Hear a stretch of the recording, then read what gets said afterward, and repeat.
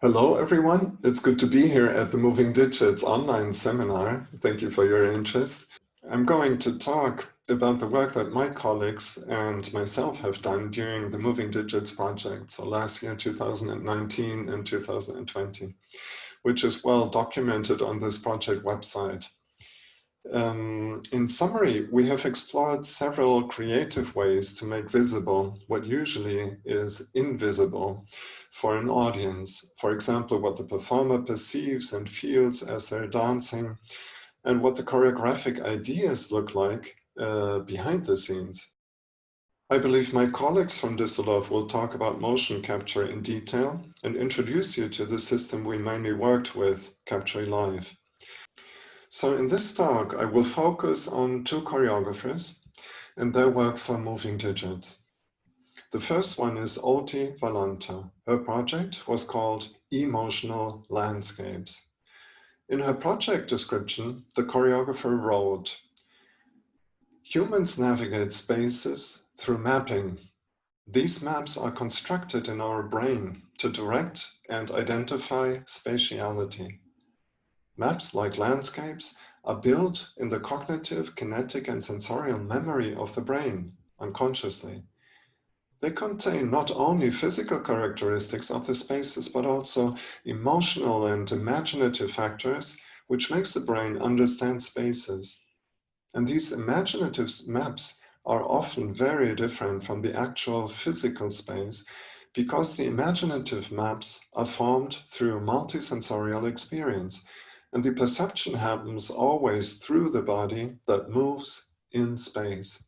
So, in summary, Oti was exploring personal imaginative maps of our surrounding environment, which for her includes cognitive, kinetic, and sensorial memory. And for her, there is a creative tension between what she calls the invisible landscapes of mind and the actual physical architectural space that we live in. So this project was looking at artistic ways to navigate between the physical and the imaginative spaces on stage. And the imaginative spaces on stage mostly took the form of projected visualizations. Oti worked with two different groups of dancers in Tallinn and in Düsseldorf. In the beginning of the project, she was exploring the environment surrounding the dance studio, together with dancers and the tech team, which is us, through the use of somatic and awareness techniques. Then the team produced movement material, media content, and even interaction strategies inspired by these explorations that we did together. Subsequently, Oti used these approaches as improvisation tools and performance techniques in the interactive system on stage. This image shows one of the dancers interacting with one of these projected personal imaginative maps through the use of motion capture data. In another situation, the same dancer was creating smaller and bigger scale virtual environments, which the avatar of the second dancer inhabited and played with. So one dancer was actually creating spaces for the other dancer. In a different setting, at another workshop, the choreographer asked the dancers to explore two 3D particle systems, which were generated in real time from the motion capture data of each dancer. So these generative graphics augment the dancers' movement improvisations and visualize their compositional ideas and decisions. Let's see a short video screen recording of this improvisation session.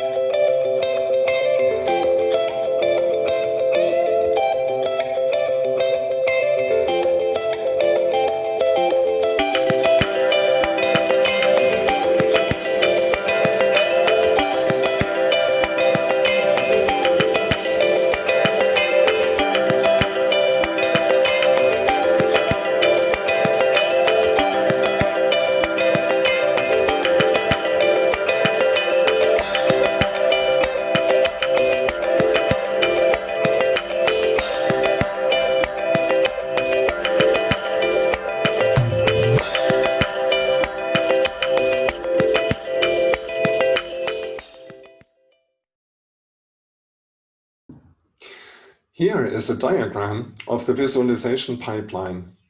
Dances are tracked by Capture Live. The mocap data is processed by the software components where the skeleton is created. Skeleton data are sent to Unity 3D for the animation of an avatar in its virtual environment. From Unity, a video stream of the avatar and environment can be sent via NDI Sci-Fi to Isadora, the programming platform for live interactive audiovisuals of our choice.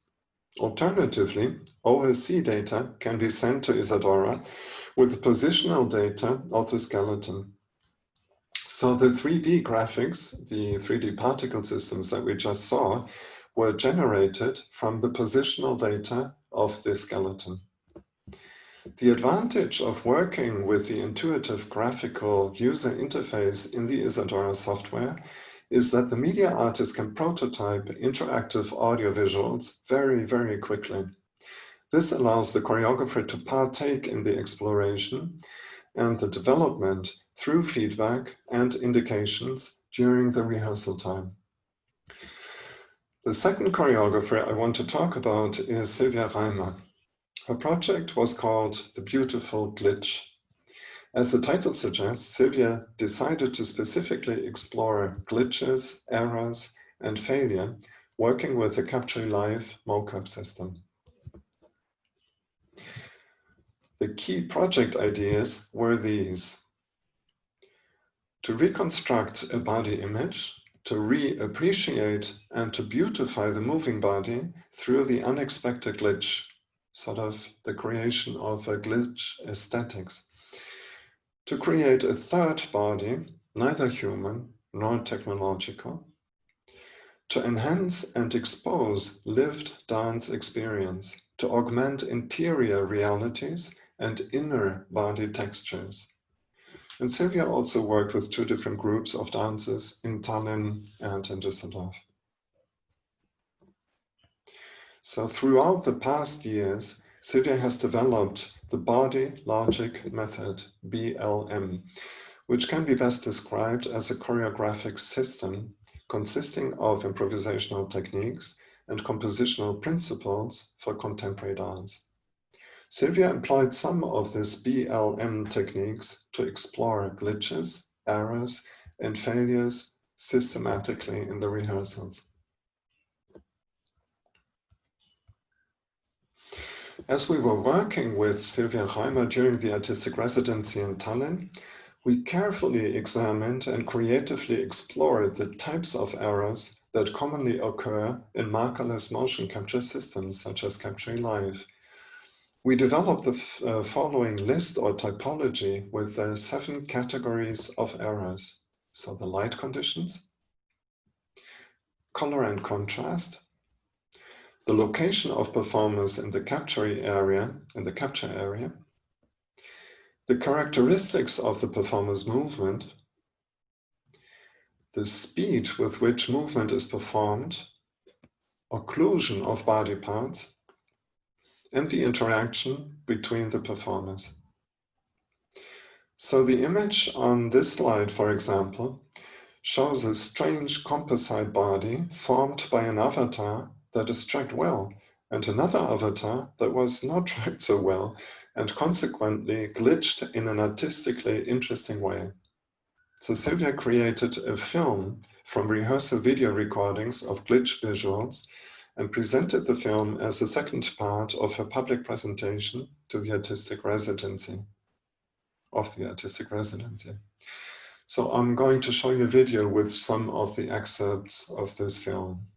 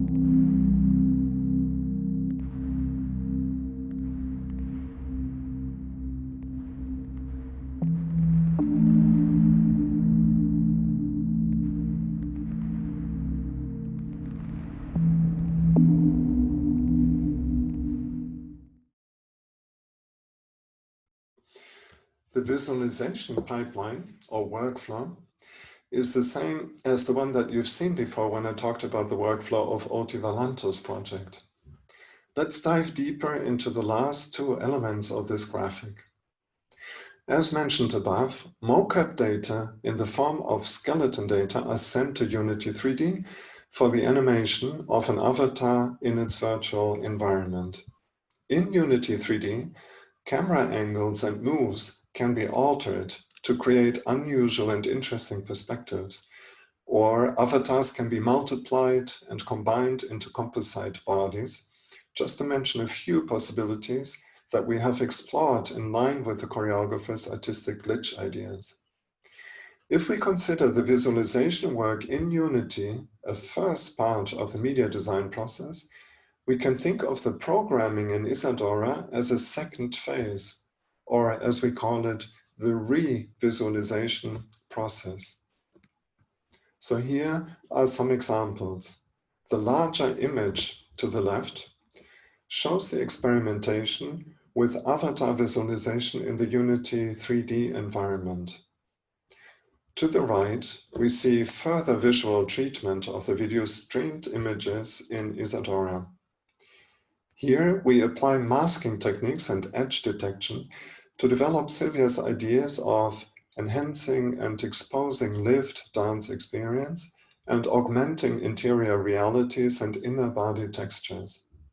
Again, in Isadora, these revisualizations can be very quickly sketched out and developed on the fly in collaboration with the choreographer and with the dancers.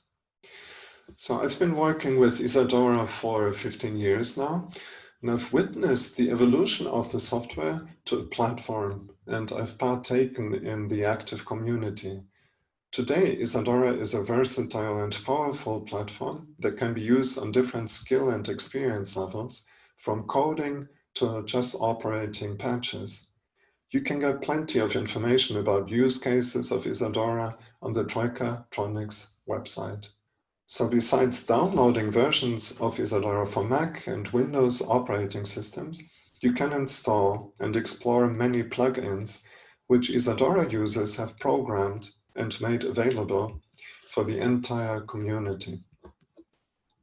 During the recent period of the Corona pandemic, the creator of Isadora, Mark Coniglia, has initiated a series of live sessions on YouTube which complement the older introductory tutorial series of videos. These guru sessions tackle a lot of technical programming challenges, as much as they provide a great opportunity to get to know the artist and the human being, Mark Coniglia, one of the pioneers in the field of dance and technology. Getting to the end of my presentation, I would like to show you a patch programmed during the Moving Digits project, a prototype of an interactive system built in response to some ideas contributed by the dancers and choreographers in this project.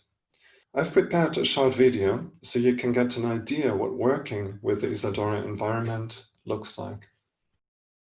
Okay, so here we are in Isadora, and what you are looking at is a preview window where you see the video as it will be sent to a video projector, for example, or another type of screen. And these buttons to your left are what's called the control interface or controlled surface, which was programmed so that a choreographer or someone who doesn't know anything about the programming level of Isadora can use it. In this case, this patch was programmed to respond to the choreographer Oti's idea of inserting an avatar into an environment that can correspond to these internal spaces. And here are a couple of ideas sketched out of how they can look. So for example, if I wanted the avatar to be in an environment which is much more abstract, I can go into this mode. So sending the image through the video synthesizer, and I have different draw modes. For example, this one here looks really, really different from the one before, which is a wireframe type of image. And This one here, again, is a pretty different idea based on the points that are extruded. I can use the other slider to control these properties. I'll just show you like this. And this way, the choreographer fairly quickly can give me feedback what type of environment the avatar would dance in, what is closest to her choreographic vision. Now, I can do the same thing with the avatar, sending the image through the video synthesizer, and look how the draw mode slider changes the appearance from like a concrete type of figure. I can bring down the extrusion a little bit because maybe for the concrete it's too much. It becomes quite different from the different draw modes, what type of appearance, just very faint spirit type of thing, and the different wireframe possibilities that we've seen before for the background. Of course, I can combine both, which might not be the best idea. So probably here I would go back to this type of presence. Yeah, and that's basically it. The choreographer can play around with different combinations and possibilities. I can also invert. So in the silhouette of the avatar, the image below is visible. Again, a different idea, a masking technique. So this gives a couple of possibilities to the choreographer. Now the media artist has a different level to work with.